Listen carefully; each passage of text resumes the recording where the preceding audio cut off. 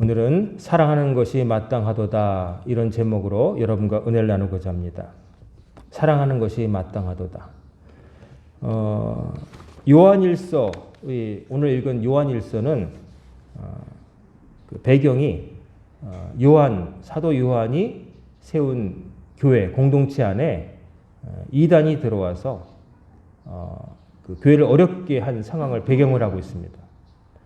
은혜로운 상황이 아니라 이 요한이 세운 교회에 이단이 들어와서 판을 치는데 그들이 들어와서는 사람들의 마음을 헷갈리게 만들고 또 자기들이 옳은 듯해서 많은 사람들이 마음이 뺏긴 상태예요. 근데 이 요한이 볼 때 이 사람들을 자세히 들여다보니까 위선자라는 것이죠. 바로 말로는 자기가 신령한 것을 안다. 내가 뭔가를 체험했다 말을 하는데 들여다보니까 두 가지가 완전히 아니었던 거예요.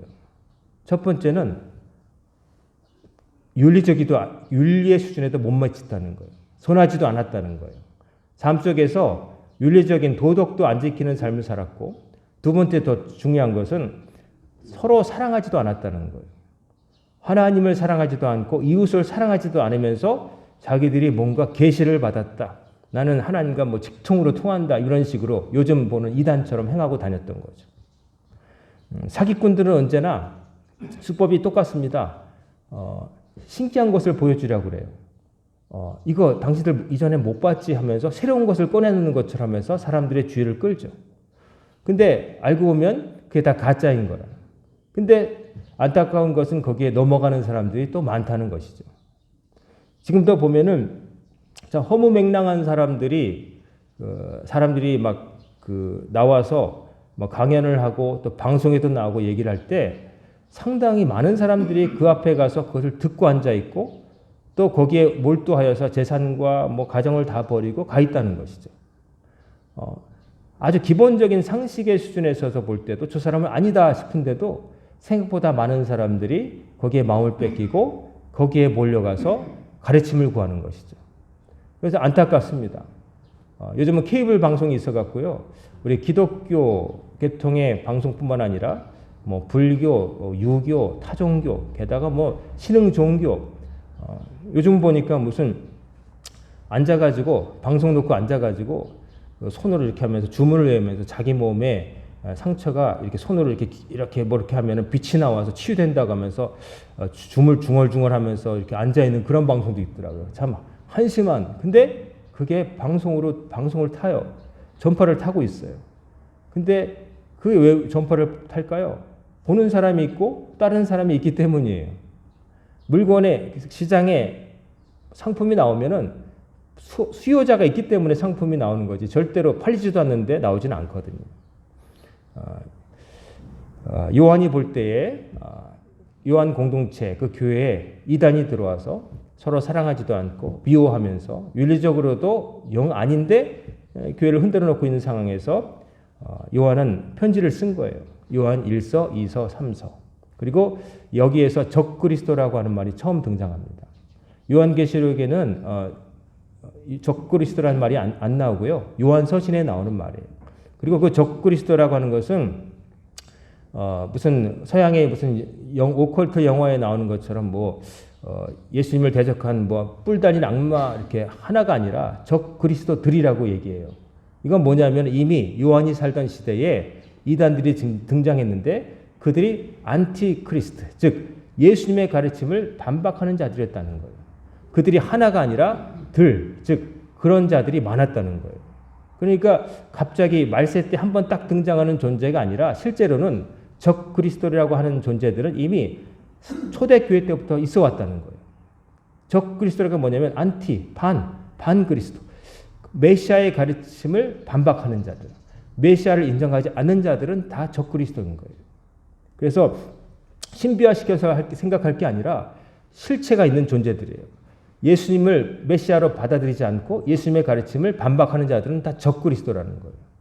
그래서 우리가 무슨 영화에 나온 것처럼 판타지적으로 생각할 게 아니라 살아 움직이고 우리가 밥을 먹고 그러지만은 예수님을 메시아로 인정 않고 예수님의 가르침을 반박하고 악하게 사는 자들 다 적그리스도인 거예요. 안티크리스토스. 안티크리스토스. 특별한 존재가 아니에요. 예수님을 메시아로 인정하지 않고 예수님의 가르침을 반박하는 자들. 근데 요한이 볼 때 그 당시에 있었던 사람들 밖으로부터 들어와서 오히려 어떻게 보면 요한이 가르치는 사람들 중에도 생겨났는데 신비한 것을 내가 깨달았다. 이걸 뭐 어려운 말로 영지주의라고 그러는데 그노티시즘. 이게 옛날부터 있었는데 이게 원래 기독교 가르침이 아니라 페르시아에서 들어온 이단이에요. 즉 사람이 특별한 어떤 지혜를 습득하게 되면 모든 것을 통달하게 되고 그 다음부터는 죄를 안 짓게 되거나 죄를 지어도 죄가 안 된다 이렇게 가르치는 거예요. 그러니까 이런 가르침을 알게 되면은 첫 번째 인간의 윤리와는 멀어진 사상이 돼버리는 거예요.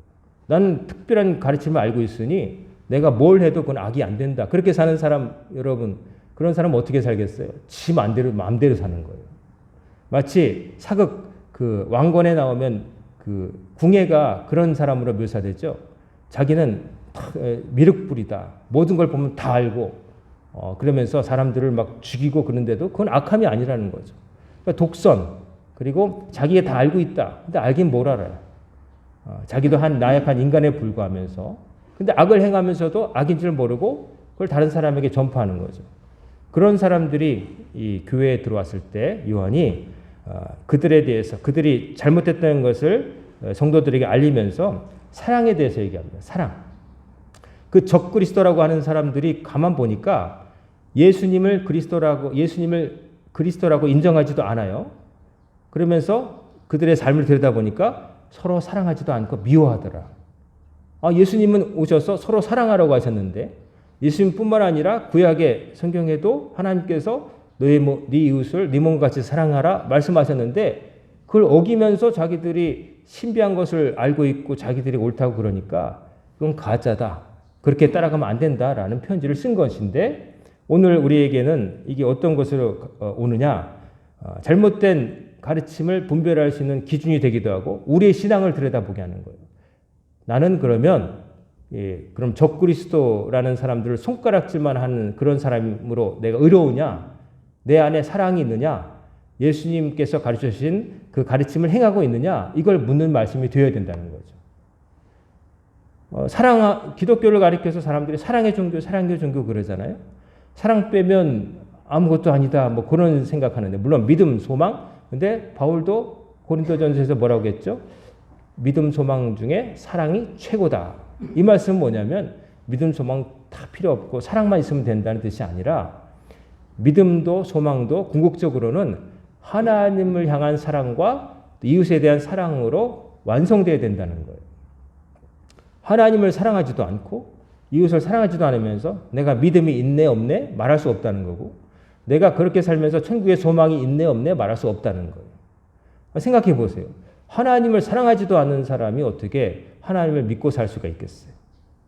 어떻게 보면 하나님을 사랑하지는 않아도 믿을 수 있지 않습니까? 근데 하나님께서 요구하신 것은 그런 믿음이 아니에요. 하나님께서 요구하시는 믿음은 너의 생사를 내가 주관하고 있으니 나한테 밑보이면 너희들은 지옥행이야. 그러니까 나를 따라라는 협박이 아니라 내가 너희들을 지었고 너희를 멸할 수도 있지만 그러나 너희들을 사랑한다. 그렇기 때문에 너희도 나를 사랑하라. 이 말씀이거든요.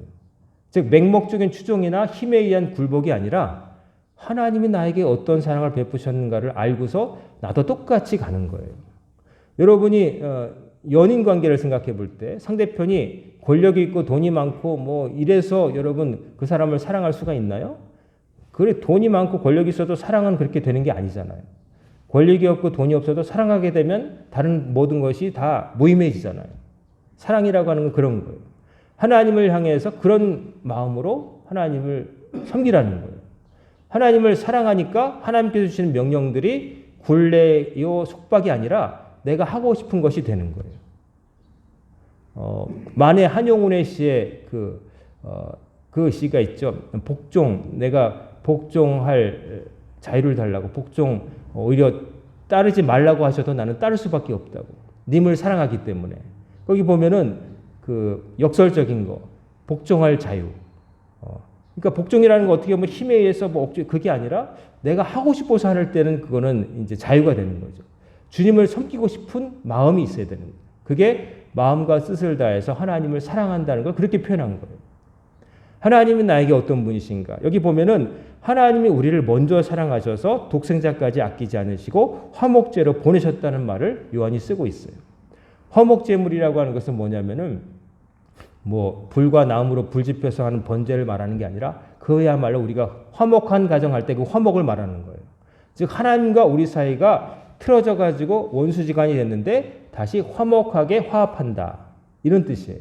그래서 하나님과 우리와의 관계가 그 하나님 앞에 나와서 예배드림으로 회복되기를 바라면서 화목제물을 드렸던 거예요. 그래서 하나님과 우리 사이에 끊어졌던 그 다리를 누가 이어주셨느냐? 예수님이 당신의 몸을 들여서 가교 노릇을 하셨다. 그런 얘기를 하는 거예요. 그리고 그 가교 노릇을 하는 게 그냥 평범하게 이쪽으로 가라고 안내하는 게 아니라 십자가에 달려 죽으심으로써 희생하심으로써 그 일을 감당하셨기 때문에 하나뿐인 아들까지도 아끼지 아니하시고 내어주신 하나님의 그 사랑을 안다면 그 사랑을 입어서 구원받은 우리는 어떻게 되겠느냐? 그걸 묻고 있는 거예요. 여러분을 살리기 위해서 누군가가 자기의 아들을 대신 희생시켜서 여러분 사셨다고 한다면 여러분 살아남은 다음에 나 몰라라 하시겠어요? 그 여러분을 살리기 위해서 그 아들을 희생시킨 분이 있다면 그분을 평생 모시며 살아도 부족하죠. 하나님을 향해서 그런 감정이 있느냐? 생각해 보시기 바랍니다. 하나님을 섬기는 행위가 절대 크신 절대자 앞에서 우리가 작은 피조물로서 당연히 머리 숙이는 거지만 그런 너무나 크고 작은 이 힘의 우위 관계에서만 벌어지는 게 아니라 그 사랑의 크기를 알고서 감동해서 움직이기를 바라시는 거예요. 그러니까 어려운 거예요. 강도가 목에 칼을 들이면서 가진 돈 다 내놔 하면은 살기 위해서 다 내놓잖아요. 근데 그게 자발적으로 내놓는 건 아니잖아요. 근데 하나님이 그런 분도 아니신데 우리가 어떻게 보면 초보증인 신앙에서 내가 이렇게 안 하면 하나님이 갑자기 내 일을 꼬이게 하시고 운전하다가 빵꾸가 나고 뭐 이런 수준으로 하나님을 섬기면 안 된다는 거예요. 내가 이렇게 안 하면 하나님이 이렇게 치시겠지. 불안해서가 아니라 하나님이 나를 얼마나 사랑하셨는지 그 하나님의 그 마음을 알고 감사한 마음으로 저절로 하게 되는 거, 그걸 원하시는 거예요. 우리가 여러분 사랑하게 되면은 그 연인을 위해서 하는 일들이 하나도 안 힘들잖아요. 그렇죠? 말도 안 되는 걸 시켜도 하잖아요. 그게 그런 거예요. 사랑하기 때문에 말도 안 돼도 유치해도 그걸 하는 거예요. 그 사랑의 감정에 빠지지 않은 사람이 옆에서 볼 때는 유치하고 왜 저러냐 그러지만 그러나 당사자는 그게 아니에요. 말도 안 되는 요구를 해도 그것이 지상명령이 되는 거예요. 제가 언제 한번 말씀드렸지만 제가 먼저 있었던 부목사로 섬기던 교회 청년부에 한 여자 청년이 목사님 제가 형제를 사귈 때 뭘 염두에 두고 연애를 해야 되겠습니까? 그래서 저도 그런데 별 그 자신이 없지만 그런 한마디 했어요. 여자 형제이기 때문에 청년이기 때문에 우리 딸이라고 생각하고 그때 우리 딸이 아직 어렸을 때인데 우리 딸이 어떤 남자를 택한다고 할 때 어떤 걸 봐야 될까? 여러 가지가 있지만 사랑이라고 하는 감정을 놓고 볼 때는 만약에 네가 부산에 있는데 그 남자애가 서울에 있어. 근데 걔가 또 무슨 일이 있어가지고 너를 부산에 내려오면은 한 5시간 차 몰고 내려왔는데 5분 보고 또 가야 돼. 근데도 걔가 네가 시켜서가 아니라 걔가 그런다면 걔는 진짜 너 좋아하는 거야. 이렇게 얘기를 해줬거든요. 그렇게 해주고 세월이 흘렀어요. 그런 다음에 그 청년이 나중에 결혼했는데 호주에 그 어학연수 갔다가 또 같이 어학연수 간 청년을 만나서 결혼까지 하게 됐어요. 그래서 결혼을 해서 이제 신혼집을 구하고 제가 신방을 가게 됐는데 그 배우자가 된 그 남편이 그러는 거예요. 목사님 때문에 자기가 무척 힘들었대요. 왜 무슨 소리냐 그랬더니 자기 처가 자꾸 목사님이 이렇게 얘기했다고 멀리 있어도 나를 보러 와야 된다고 그러면서 막 여러 가지 일들을 시켰다는 거예요. 그래서 그걸 증명하느라고 애를 썼다고 그러는데 그 사랑이라는 게 그렇다는 거죠. 하나님을 향한 우리의 마음이 상식을 넘어서 내가 힘들지 않고 객관적으로 볼 때 힘들고 아니 5분 보려고 5시간 차 타고 한다는 게 어떻게 보면은 얼마나 비효율적이고 그런 일이에요. 만약에 그렇게 안다고 할 때 사랑한다면 그렇게 오지 말라고 하겠죠. 근데 그렇게 시켜서가 아니라 그러고 싶어서 갔다 오는 그런 마음이 사랑인데 하나님을 향한 마음이 우리가 그런 마음 비슷하게 가야 된다는 거죠. 하나님께서 나에게 어떠한 분이신지를 알고서 하나님을 사랑해야 된다는 거죠. 그래서 신앙생활은 하나님을 사랑하지 못하고 그저 두려움이나 그런 것을 뭔가를 워낙 얻기 위한 어떤 그런 행위로서 되면은 의무가 되고 족쇄가 되고 힘들고 어떻게 하면 빠져나갈까 순번 기다리고 이제 이렇게 되는데 그러나 이게 사랑이 되면은 그렇게 되는 게 아니에요. 하고 싶고 한 번이라도 더 하고 싶고 힘들지 않고 자기가 알아서 하게 되는 거예요. 그래서 여러분의 신앙이 하나님을 사랑하는 데까지 이르기를 주의 이름으로 축원합니다. 아멘. 예, 그러면 저절로 돼요. 뭐 별의별 제자 훈련, 무슨 훈련 안 시켜도요. 사랑하면 다 해요.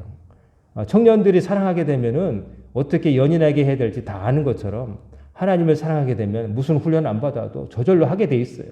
알면서도 안 하는 거지. 사랑이 안 되니까.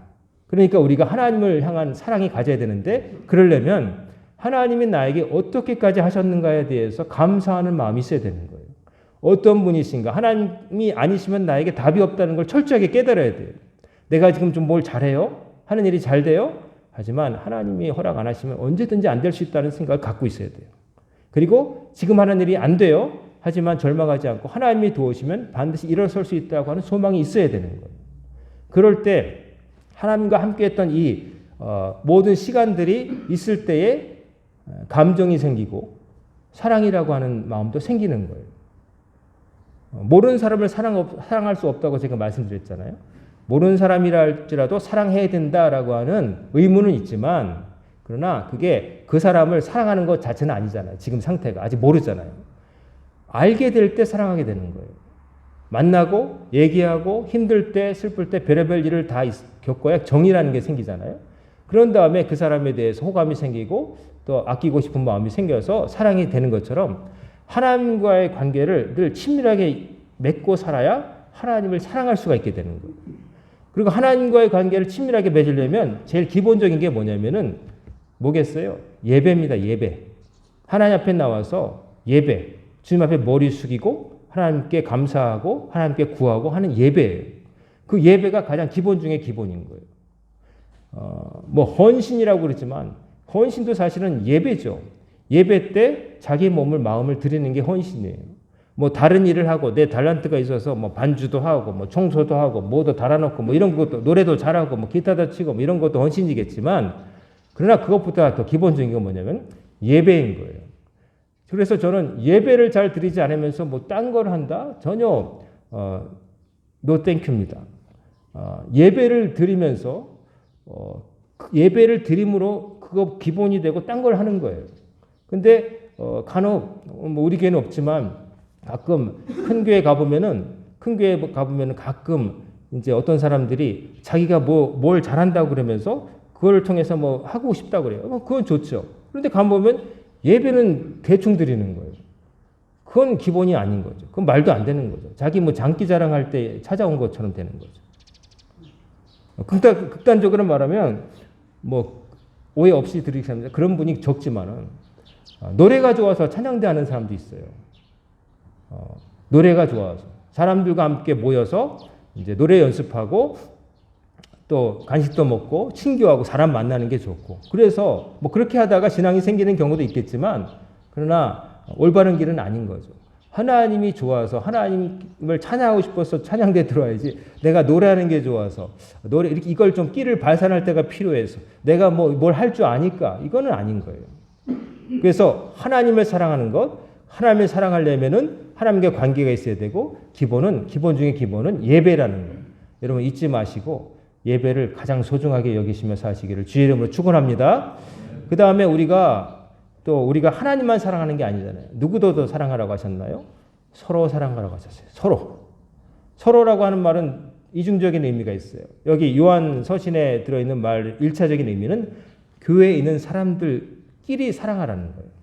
지금 이 요한이 세운 이 교회에는 요한의 제자들도 있고 그런데 밖으로부터 들어왔고 또 이상한 사상에 오염되어서 서로 미워하고 갈등하는 파가 있었다는 거죠. 그러니까 서로 미워하니까 서로 사랑해야 된다. 네 상대편에 있는 사람이 누군지를 알고 미워하지 말고 사랑해야 된다. 이게 1차적이에요. 그러니까 한 교회를 다니는 사람들은 서로에 대해서 사랑하는 감정으로 섬기면서 아끼면서 살아야 된다는 거예요. 한 교회에 있으면서 관심도 없고 미워하고 심지어 그러면 안 된다는 거예요.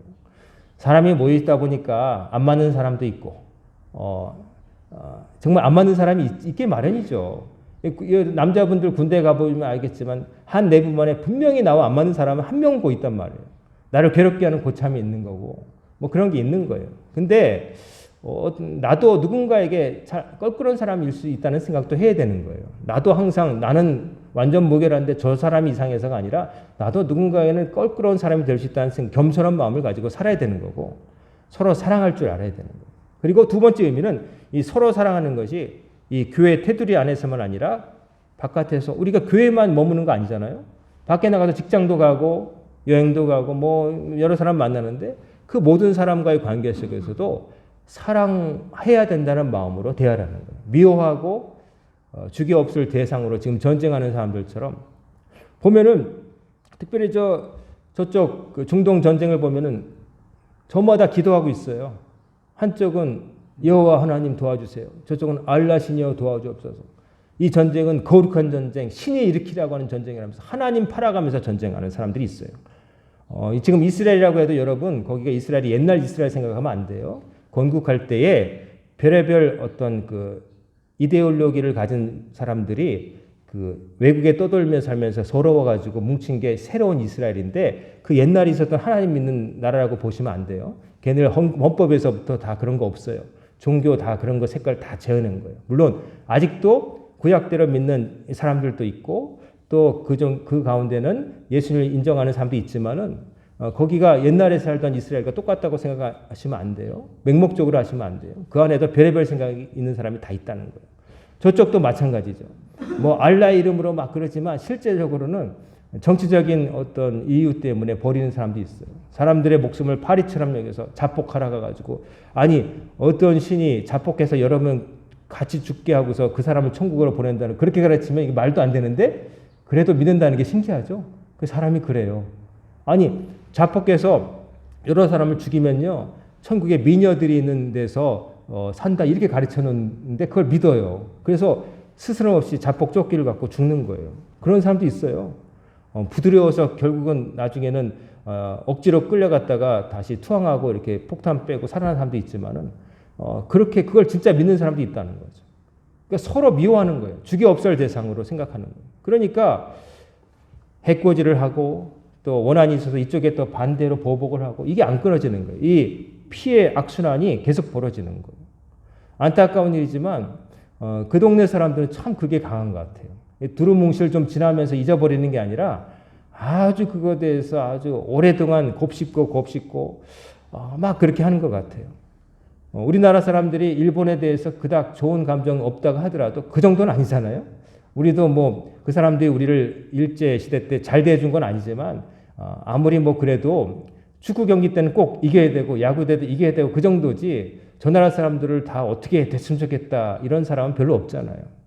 근데 저쪽은 그러기에는 서로 정말 실제로 치고받고 피 흘리고 막 뺏고 이런 경험이 너무 많아서 그게 청산되기가 너무 어려운 거예요. 그러니까 무기 가지고 힘으로 해결하려니까 저게 끝나겠습니까? 이기면 뭐 하겠어요? 진 사람들은 계속 살아남아서 후손들에게 얘기하죠.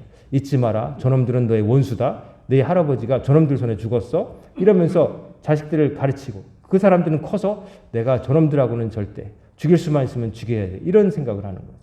그러니까 참 하나님의 가르침, 예수님의 가르침과는 정반대로 가는 사람들이 있어요.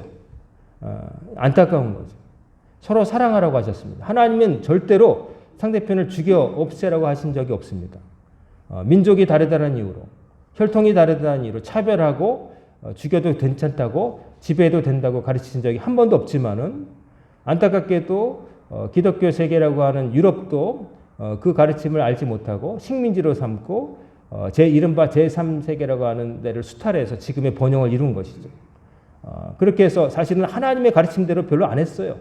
하는 척 했지만 실은 그거와는 거리가 먼 잘못을 너무나 많이 보냈어요. 그래서 참 하나님께서 보실 때는 당신의 가르침, 예수님의 가르침대로 산 게 아니라 엉뚱한 대로 간 부분이 많은 거죠.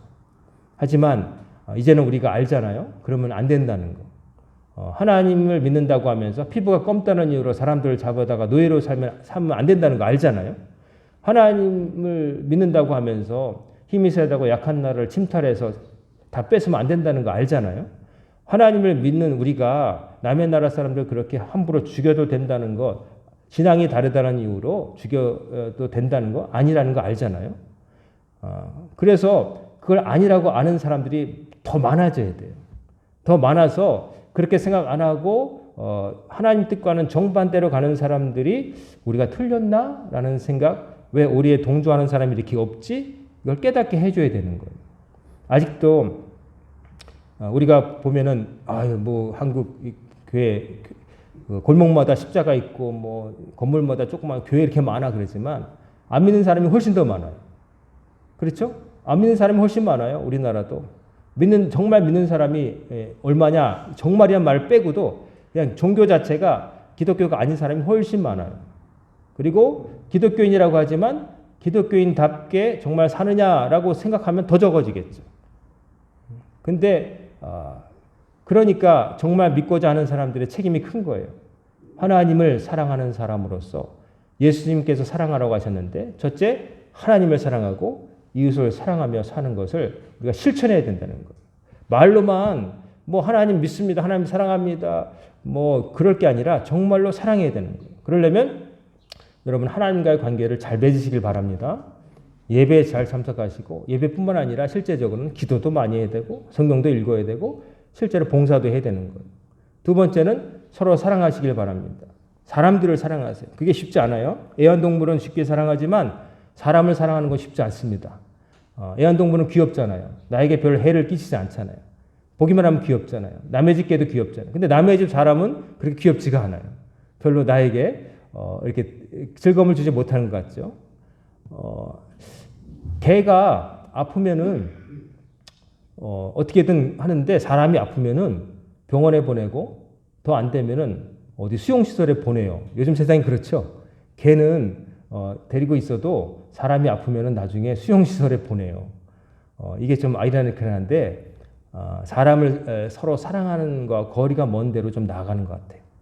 여러분 쉬운 게 아닙니다. 쉬워서 말씀드리는 게 아니라 어렵지만은 하나님께서 하신 명령이고 하나님이 우리를 사랑하셨기 때문에 우리도 서로 사랑하는 것이 마땅하도다라고 말씀하셨어요. 요한 사도께서. 여러분 하나님을 사랑하시고 그러려면 하나님이 여러분에게 어떤 분인지를 자꾸 기억하세요. 은혜를 잊어버리면 안 됩니다. 오늘 아침에 일어나서 밥 숟가락 든 것도 하나님의 은혜라는 걸 기억하시기 바랍니다. 가장 힘들 때 누구도 나를 원망할 때 나 더럽다고 나 돈 없다고 원망해도 나를 버리지 않으신 하나님을 기억하시길 바라요. 그러면 하나님을 사랑하게 되고 하나님을 사랑하게 되면 하나님께서 시키신 명령이 기뻐지고 내가 마음과 뜻을 다해서 항하게 되는 거예요. 그 중에 첫 번째 명령이 서로 사랑하라는 거예요. 쉽지 않지만 사랑하고자 애써야 되는 거고 쉽지 않지만 맞은편에 있는 밉살 맞은 사람도 하나님 보실 때 귀한 사람이고 나도 누군가에게는 밉살 맞은 사람일 수 있다는 걸 생각하셔야 됩니다. 역지사지 하면서. 며느리 때는 시어머니 입장에서 생각해보고 시어머니 때는 며느리 입장에서 생각해보고 좀 생각해보면 이게 되는데 정말 내 입장에서만 그냥 생각하고 남을 판단하고 미워하고 저 사람은 안 돼 이렇게 생각할 때가 우리가 참 많아요. 그러니까 우리 너무 날 세우지 말고 사랑하고 이 전쟁이 벌어진 세상에서 이게 뭐 무기로 핵폭탄 떨어진다고 해결될 게 아니에요. 이거는 정말 손양원 목사님처럼 사랑의 핵폭탄밖에 없어요. 원수 자기 아들을 죽인 청년을 양자로 입양해가지고 목사 만든 그런 사랑 아니면 해결될 길이 없다는 거죠. 오늘 이 아침 아직도 전쟁의 그 소용돌이에 처해 있는 세상 한 지구편에 있는 세상에서 우리 평온하게 예배를 드리고 있는데 우리가 하나님께 기도할 때 하나님 저희가 하나님을 사랑하게 하옵시고 하나님 온 세상 사람들이 서로를 아끼고 사랑하게 하옵소서 예수님 가르침대로 살게 하옵소서 기도하고 여러분이 실천하시는 우리 성도님들 다 되시기를 주의 이름으로 축원합니다. 아멘. 기도하겠습니다. 고마우신 아버지 하나님, 새벽부터 이 시간까지 저희들과 함께 하시고 아버지의 말씀으로 저희들을 일깨워 주심을 감사드립니다. 서로 사랑하라고 하신 하나님의 말씀을 늘 기쁨으로 지킬 수 있도록 저희들이 먼저 하나님을 사랑하게 하옵시고 하나님의 은혜를 상고하게 하옵시고 하나님의 명령을 기쁨으로 지키는 저희들 모두가 되게 하여 주옵소서. 전쟁의 포성이 그치지 않는 그곳에 무고한 시민들의 삶이 피로 얼룩지지 않도록 주님 막아주시길 원합니다. 또한 또 북녘 땅에 있는 동포들, 아버지 하나님 독재 정권 하에서 애쓰고 힘든 우리 동포들이 마음껏 주님을 찬양할 수 있는 날이 앞당겨지도록 평화로운 통일이 될 수 있도록 인도하여 주옵소서. 아버지 하나님 또한 이 시간에도 어려움에 처한 이들을 기억합니다. 살 곳이 없는 사람들, 아픈 사람들, 또 중요한 선택 앞에서 갈팡질팡하는 사람들에게 주의 말씀을 들려주셔서 저희들이 올바른 선택을 하게 하시고 소망을 얻게 하시고 건강을 되찾게 하여 주시옵소서. 예수님의 이름으로 간절히 기도드리옵나이다. 아멘.